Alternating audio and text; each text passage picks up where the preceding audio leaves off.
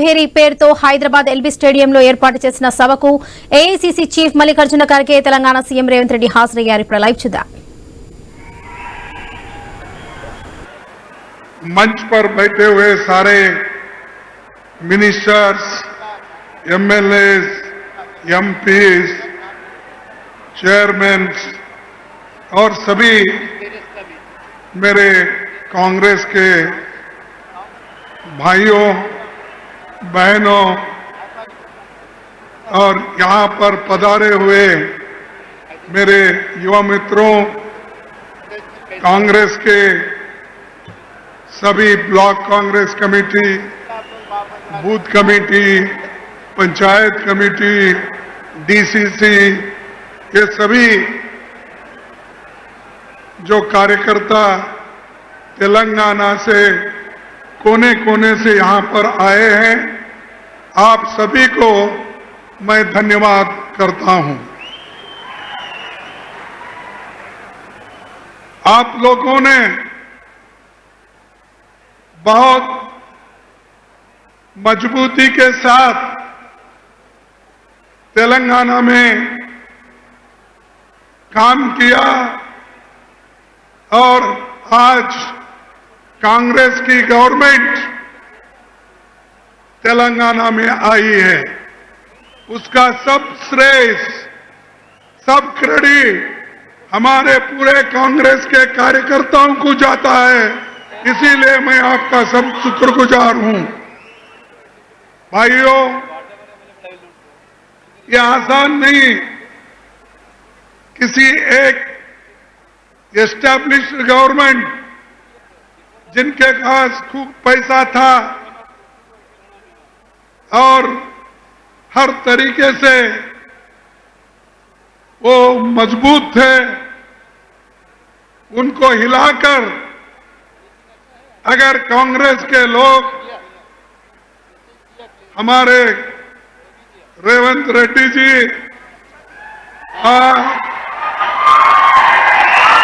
और हमारे deputy chief minister, हमारे मिनिस्टर्स, हमारे कांग्रेस अध्यक्ष, इन्होंने जो हमारे पार्टी को मजबूत दिलाई है, ये बहुत बड़ी जीत कांग्रेस की हो गई है. लोग तो ये कहते थे भाई केसीआर को छोड़ के कोई पार्टी यहां नहीं आएगी, और ये भी चंद लोग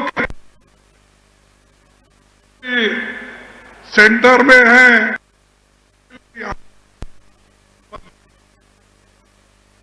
के कांग्रेस पार्टी को तो आने नहीं देगी और बीजेपी आगे बढ़ेगी. लेकिन आप लोगों ने दिखाया, सबको हराकर कांग्रेस पार्टी को जिताया, ये बहुत बड़ी बात है. और एक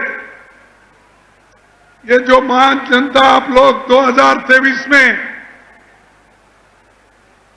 वोट देकर ये बहुत बड़ा एहसान गरीबों के ऊपर किया है, किसान पे किया है, युवाओं पे किया है, महिलाओं पे किया है, ये सबको रिलीफ मिला, वो कांग्रेस गवर्नमेंट आते ही मिला. इसीलिए ये बहुत बड़ी जीत है और इस जीत के साथ काम भी यहां पर बहुत हो रहे हैं. यहां पर आए हुए ग्राम समिति के अध्यक्षों, कांग्रेस कार्यकर्ताओं, इनकी तो मैं तारीफ करता हूं. आप कांग्रेस की आत्मा है, हमारी ताकत है, और आपके वजह से हम सब यहां जो बैठे हैं वो सब आपके वजह से है. इसीलिए ये पूरा श्रेय, क्रेडिट आपको देना चाहता हूं. भाइयों, कांग्रेस अध्यक्ष बनने के बाद दिल्ली से बाहर मेरा ये पहला प्रोग्राम नवंबर 2022 को हैदराबाद में राहुल जी के नेतृत्व में निकली भारत जोड़ो यात्रा के मौके पर हुआ था। तभी आपका जोश और हौसला देखकर मैंने समझ लिया था तेलंगाना में हमारी सरकार जरूर आएगी, जरूर आएगी, ये मैंने महसूस किया था। यहां कांग्रेस पार्टी 1952 से लेकर लगातार हैदराबाद में कांग्रेस पार्टी बहुत पब्लिक इंस्टीट्यूशन बनाई। कम से कम सेंट्रल गवर्नमेंट के 50 इंस्टीट्यूशंस यहां पर है, वो किसी मोदी ने नहीं बनाया। BHEL हो, BEL हो, बड़े बड़े जो कारखाने यहां पर है, फार्मास्यूटिक है, ये सब किसने बनाया? ये सब कांग्रेस की देन है। मोदी जी ने क्या दिया? मोदी जी बोले मैं 15-15 लाख दूंगा, दिया 15 लाख। उन्होंने बोला मैं 2-2 करोड़ नौकरी हर साल दूंगा, दिया उन्होंने। किसानों को बोला कि मैं दाम दुप्पट MSP दूंगा, दिया उसने। तो मोदी जी सच बोलते हैं क्या झूठ बोलते हैं? आप बोलिए, क्या बोलते हैं? मोदी जी झूठ बोलते ना। और उनके दोस्त बोलो, उनके चेले बोलो, शाह साहब वो बोलते हैं ये तो इलेक्शन में बोले सो जुमले हैं। अरे लोगों को कितना बेवकूफ बनाएंगे आप? लोगों को आप झूठ बोलते हो, झूठ बोलकर पावर में आते हो। तो इसलिए आपको जो हुआ वो हुआ, कम से कम आगे होशियार रहो। तुम होशियार है, लेकिन इसको कायम रखो और कांग्रेस पार्टी को और मजबूत बनाने की कोशिश करो। भाइयों, तेलंगाना में शिक्षा, स्वास्थ्य, रोजगार हर क्षेत्र में काम कर रहा है। हमने महिलाओं को मुफ्त बस सेवा दी। महिलाओं को मुफ्त सेवा मिला है क्या? नहीं, बस दे रहे ही नहीं। ये किनकी देन है? अरे किसने दिया? कांग्रेस ने दिया। फ्री बिजली किसने दिया? भोजन का अधिकार किसने दिया? और जो PDS के माध्यम से अच्छा चावल जो हमारे रेवंत रेड्डी जी और उनकी कैबिनेट दे रही है, अच्छा चावल जो दे रही है, गरीब पेट भर के खा रहे हैं, कहीं बेच रही नहीं। पहले यहां की सरकार बाजार में बेचने की चावल लाती थी। अब कांग्रेस की सरकार, रेवंत रेड्डी की सरकार खाने का चावल दे रहा है। लोग अब खा रहे हैं, बेच रहे नहीं। तो ये हमारा एक बहुत बड़ा हमारा एक साधन है। दूसरी चीज, जो रैत भरोसा कार्यक्रम किसानों को मदद करने के लिए 15 एकड़ तक कम से कम 70 लाख किसानों के खाते में 65 करोड़ रुपए के, इतना मिला कि नहीं मिला? नहीं मिला, क्योंकि इधर से आवाज नहीं है। अरे इतना पैसा लिए, 8,265 करोड़। कल कोई बोल रहे थे 9,000 करोड़। इतना पैसा कांग्रेस पार्टी दी, चंद दिनों में दी। और हमको पूछते हैं कांग्रेस वालों ने क्या किया? अरे भाई, हमने तो यही किया, गरीबों को खाना दिया, स्कूल का दिया, और जो कुछ हमने कहा वो करके दिखाया। तुम जो बाकी के लोग झूठ बोल बोल कर वोट लेते थे, हम लोग काम करके वोट ले रहे हैं, मेहनत करके आपको पूछ रहे हैं। तो इसीलिए कांग्रेस जो बोलती है वो काम करती है। उसी के साथ तेलंगाना में अब 4.5 लाख ये जो गिग वर्कर है, गरीब लोग हैं, सड़क पे सामान बेचते हैं, उन लोगों के लिए भी कानून ला रहे। और वो कानून तैयार हो गया। तैयार होकर हर गरीब को, हर रोड पे बेचने वाले को, हर जगह काम करने वाले को, या लेबर का काम करने, उन सबको कुछ ना कुछ कांग्रेस पार्टी चंद दिनों में देने वाली है, ये मैं आपको कहता हूं। और उसी ढंग से राहुल गांधी जी एक बात कहे थे कि तेलंगाना में रोहित वेमुला जो जाति पर भेदभाव हुआ था और उसके वजह से एजुकेशन में बहुत बड़ा एक मायूसी आ गई थी।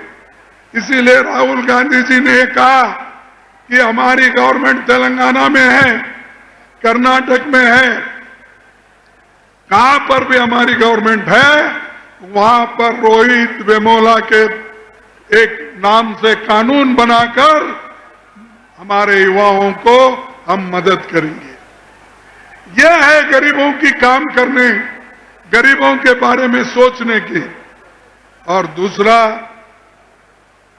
ये जो Telangana social educational employment economic cast सर्वे हो रहा है, ये जो बैकवर्ड क्लास के लिए जो कास्ट सर्वे हो रहा है, वो हिंदुस्तान में अगर कहां हो रहा है सबसे पहले वो तेलंगाना में हो रहा है। तेलंगाना में बैकवर्ड क्लास के लोगों के लिए और उनको एम्प्लॉयमेंट, एजुकेशन और सोशल जस्टिस के लिए ये काम चल रहा है। और इसकी राहुल गांधी जी ने भी खूब तारीफ की है, हम भी करते हैं कि एक एग्जाम्पल है तेलंगाना जो किया है, इसका एक नमूना मॉडल थ्रूआउट कंट्री यही लोग करना चाहते हैं और हम करके दिखाएंगे। भाइयों, दूसरी बात, हमारे जो जानकार हैं और आज वो भी ये भी कहते हैं भाई ये बैकवर्ड क्लासेस को तो ये रिजर्वेशन दिलाना चाहते हैं, लेकिन 42% कहां से लाएंगे और इसको क्या मंजूरी मिलेगी? लेकिन भाइयों, मैं आपको ये दावे के साथ कहना चाहता हूं, बैकवर्ड क्लास के लिए तुमको रिजर्वेशन दिलाने के लिए हम लड़ते रहेंगे, लड़ेंगे। जब तक हम हासिल नहीं करेंगे तब तक हम चुप नहीं बैठेंगे। यह आपके लिए है, आपके लिए पार्टी काम कर रही है, आपके लिए सरकार काम कर रही है।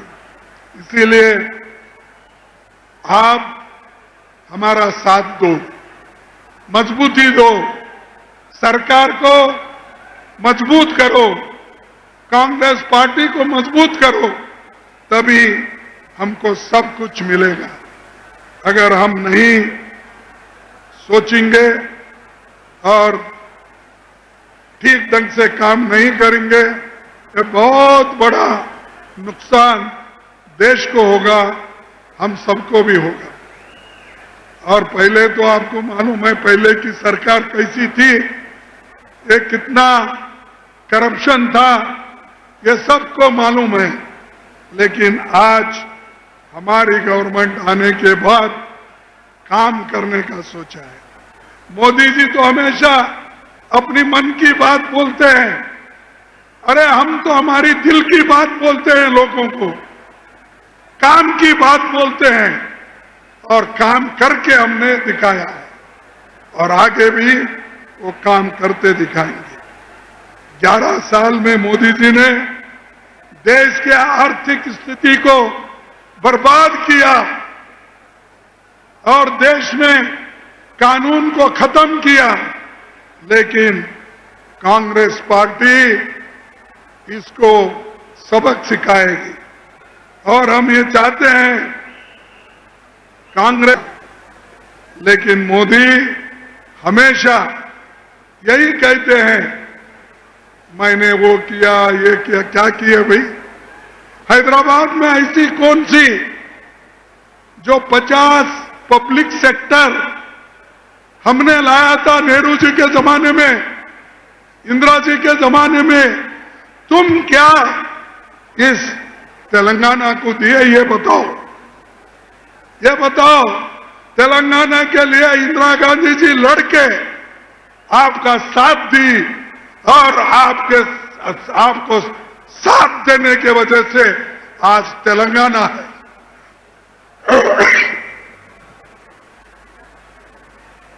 आज तेलंगाना जो है किसी से ये अपना बोलने से कहने से नहीं, ये इंदिरा गांधी जी सोनिया गांधी जी ने अपना ताकत दिखाकर आपके मन को छूने तक उन्होंने काम किया और ये बात उन्होंने सब किया, तुमको मालूम है।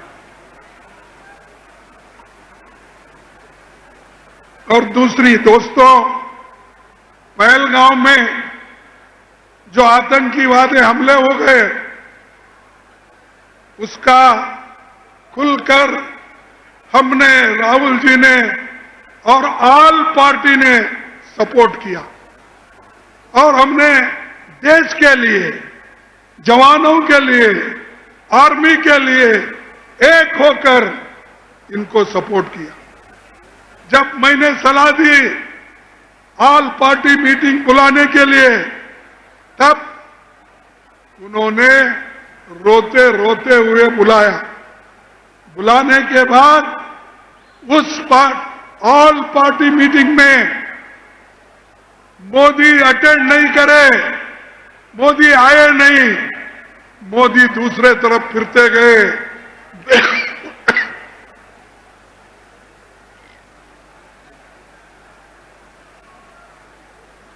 बिहार के इलेक्शन में प्रचार करते गए, लेकिन एक दिन भी इसके बारे में सोचने के लिए ऑल पार्टी मीटिंग में नहीं आए। ये उनकी देशभक्ति है, ये इनकी सोच है। यहां तक कि नहीं, अरे भाई, इस दुनिया में अब तक उन्होंने 42 राष्ट्रों में गए हैं। 42 countries he has visited, but he did not visit Manipur, where people are dying, crying, rapes are taking place, but Modi is keeping quiet. चुप बैठे हैं, कुछ बात नहीं करते। इसलिए सॉरी, मुझे हैरानी होती है कि मोदी जी चुप क्यों बैठे, मणिपुर के बारे में। और मणिपुर एक ऐसा मुल्क है जो हमारे देश के इंपॉर्टेंट हिस्से में है। हमारे राहुल गांधी जी गए, हम भी गए थे, लेकिन मोदी उधर झांक के भी नहीं देखे। बड़े बड़े बात करते हैं, क्या वो हमारे नागरिक नहीं है? क्या वो लोग हमारे नहीं है? लेकिन उधर नजरअंदाज करके इन्हों जाके हर राष्ट्र में, हर राष्ट्रपति के साथ, हर प्रधानमंत्री के साथ सब गले लगा लेते फिरते हैं। अरे अपने लोगों को पहले मिलो, उनके दुख दर्द को सुनो। वो सब छोड़कर इन्होंने देश के लोगों को रास्ते पे छोड़ा और हर दुनिया में अपनी बात बोलते फिरे। और हमको ये भी कहा उन्होंने कि हर पार्टी के लोग दुनिया भर फिर के ये प्रचार करना चाहिए कि जो पहलगाम में हुआ टेररिस्ट का, उसके लिए आप प्रचार करो। उन्होंने कहा हमारे लोग गए, सारे अपोजिशन के लोग गए, देश के तरफ से बात रखी, आर्मी के तरफ से बात रखी, लेकिन मोदी जी कभी बुला के अपोजिशन पार्टी लोगों को बुला के बात नहीं किए, क्योंकि उनको डर है। और मैं और एक बात आपको बताता हूं, इन्होंने बड़ा बड़ा बात किया, अरे हम पाकिस्तान को ऐसा करेंगे। करो भाई, नको कौन बोले? हमने तो उसको करने के लिए मदद किया, लेकिन आप बीच में क्यों छोड़े? ट्रंप बोलता है पाकिस्तान और हिंदुस्तान का युद्ध मैंने खत्म किया, मैंने शांत करवाया। तो मोदी साहब, आपका मुंह क्यों बंद है? बोलो, ट्रंप की जरूरत नहीं, हिंदुस्तान में हम मजबूत हैं और हम लड़ने के लिए तैयार हैं।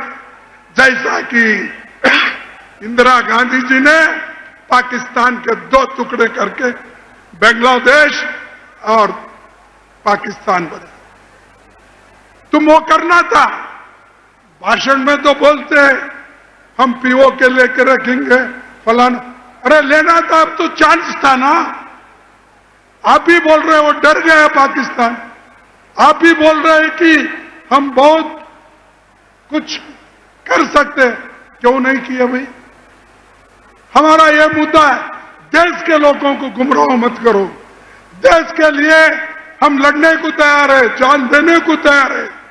देश के लिए गांधी जी जान दिए, देश के लिए इंदिरा गांधी जान दी, देश के लिए राजीव गांधी जान दी।